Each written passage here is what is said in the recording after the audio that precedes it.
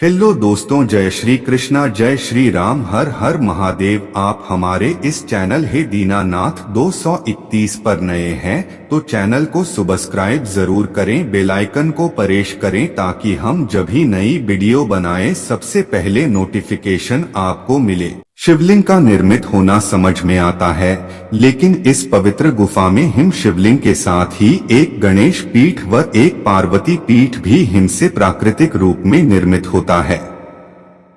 पार्वती पीठ ही शक्तिपीठ स्थल है।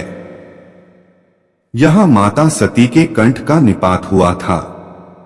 पार्वती पीठ 51 शक्तिपीठों में से एक है। यहाँ माता के अंग तथा अंगभूषण की पूजा होती है। ऐसे बहुत से तीर्थ हैं जहाँ प्राचीन काल में सिर्फ साधु संत ही जाते थे और वहां जाकर वे तपस्या करते थे, लेकिन आजकल यात्रा सुविधाएं सुगम होने के चलते व्यक्ति कैलाश पर्वत और मानसरोवर भी जाने लगा है। ये वे स्थान हैं जो हिंदुओं के लिए सबसे महत्वपूर्ण हैं। इस पवित्र गुफा में भगवान शंकर ने भगवती पार्वती को मोक्ष का मार्ग दिखाया था। इस तत्वज्ञान को अमर कथा के नाम से जाना जाता है, इसीलिए इस स्थान का नाम अमरनाथ पड़ा। यह कथा भगवती पार्वती तथा भगवान शंकर के बीच हुआ संवाद है। यह उसी तरह है जिस तरह कृष्ण और अर्जुन के बीच संवाद हुआ था। सती ने दूसरा जन्म हिमालय राज के यहाँ पार्वती के रूप में लिया। पहले जन्म में वे दक्ष की पुत्री थीं तथा दूसरे जन्म में वे दुर्गा बनी। एक बार पार्वती जी से ने शंकर जी से पूछा, मुझे इस बात का बड़ा आश्चर्य है कि आपके गले में नरमुंड माला क्यों है? भगवान शंकर ने बताया, पार्वती, जितनी बार तुम्हारा जन्म हुआ है उतने ही मुंड मैंने धारण किए हैं। पार्वती बोली, मेरा शरीर नाशवान है, मृत्यु को प्राप्त होता है, परंतु आप अमर हैं, इसका कारण बताने का कष्ट करें। मैं भी अजर अमर होना चाहती हूँ। भगवान शंकर ने कहा, यह सब अमर कथा के कारण है। यह सुनकर पार्वती जी ने शिवजी से कथा सुनाने का आग्रह किया। बहुत वर्षों तक भगवान शंकर ने इसे टालने का प्रयास किया, लेकिन जब पार्वती की जिज्ञासा बढ़ गई तब उन्हें लगा कि अब कथा सुना देना चाहिए।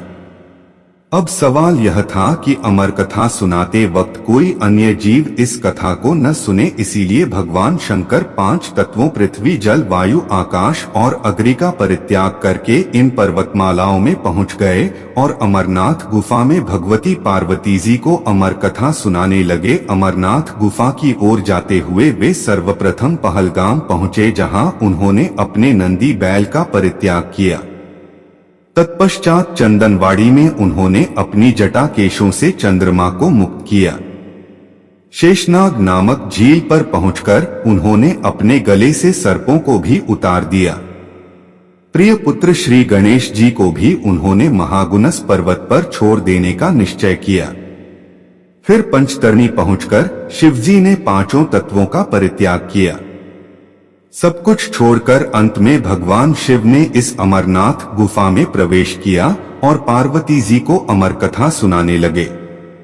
जब भगवान शंकर इस अमृत ज्ञान को भगवती पार्वती को सुना रहे थे तो वहां एक शुक हरा कठफोड़वा या हरी कंठी वाला तोता का बच्चा भी यह ज्ञान सुन रहा था। पार्वती कथा सुनने के बीच बीच में हुंकारा भरती थी। पार्वती जी को कथा सुनते सुनते नींद आ गई और उनकी जगह पर वहां बैठे एक शुक ने हुंकारी भरना प्रारंभ कर दिया।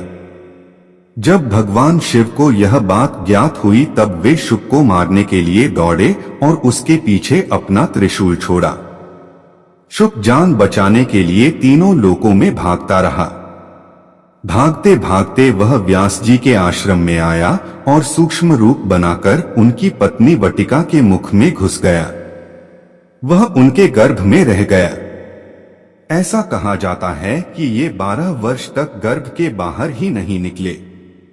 जब भगवान श्री कृष्ण ने स्वयं आकर इन्हें आश्वासन दिया कि बाहर निकलने पर तुम्हारे ऊपर माया का प्रभाव नहीं पड़ेगा, तभी ये गर्भ से बाहर निकले और व्यास जी के पुत्र कहलाए। गर्भ में ही इन्हें वेद, उपनिषद, दर्शन और पुराण आदि का समय ज्ञान हो गया था।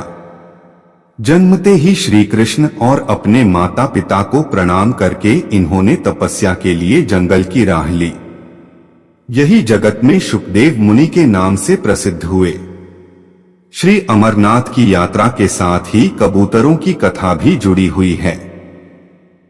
इस कथा के अनुसार एक समय महादेव संध्या के समय नृत्य कर रहे थे कि भगवान शिव के गण आपस में ईर्ष्या के कारण कुरुकुरु शब्द करने लगे।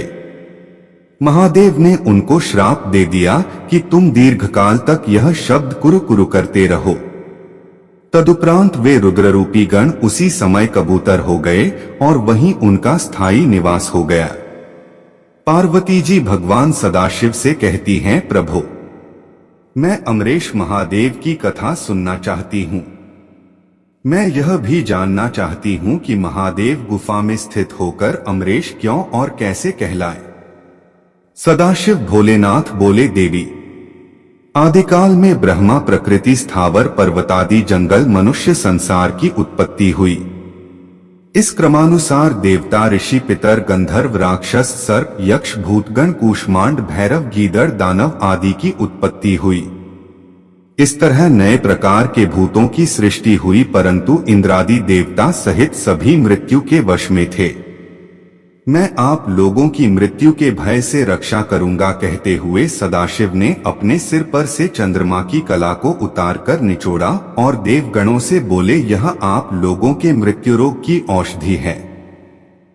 उस चंद्रकला के निचोड़े से पवित्र अमृत की धारा बह निकली और वही धारा बाद में अमरावती नदी के नाम से विख्यात हुई।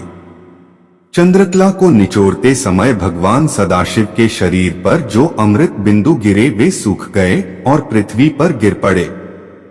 पावन गुफा में जो भस्म है वे इसी अमृत बिंदु के कण हैं जो पृथ्वी पर गिरे थे।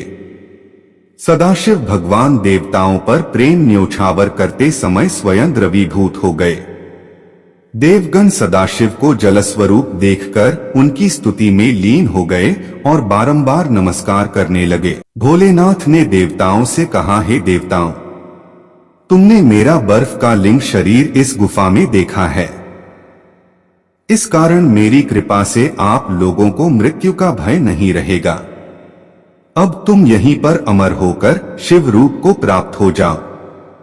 आज से मेरा यह अनादिलिंग शरीर तीनों लोकों में अमरेश के नाम से विख्यात होगा। देवताओं को ऐसा वर देकर सदाशिव उस दिन से लीन होकर गुफा में रहने लगे। भगवान सदाशिव ने अमृत रूप सोमकला को धारण कर देवताओं की मृत्यु का नाश किया, तभी से उनका नाम अमरेश्वर प्रसिद्ध हुआ।